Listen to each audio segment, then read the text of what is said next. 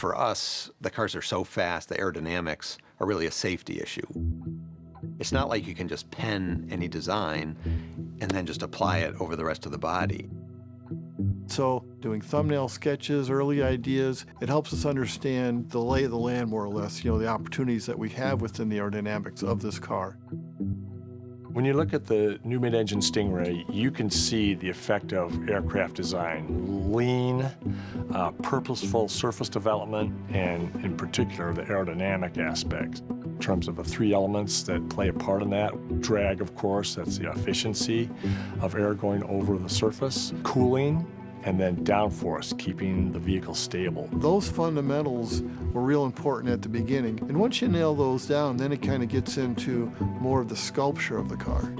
We see the car evolving, and we have this great process where it's part art, so hand sculpting clay, and part digital math-based design.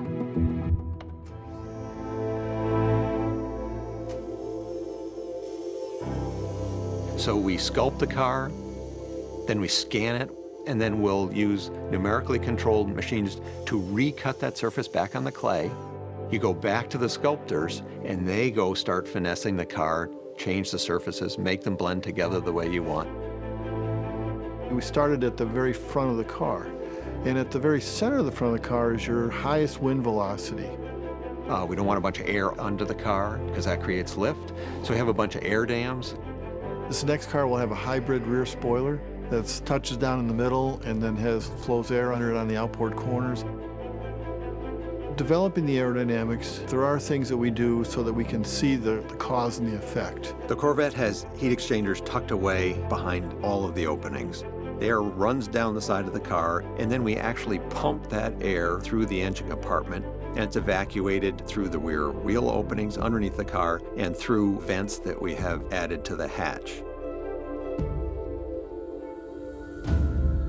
It doesn't look like there's any fat in the car at all.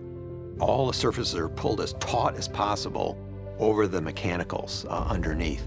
And that gives the car a real dynamic energy, something that draws people to it visually.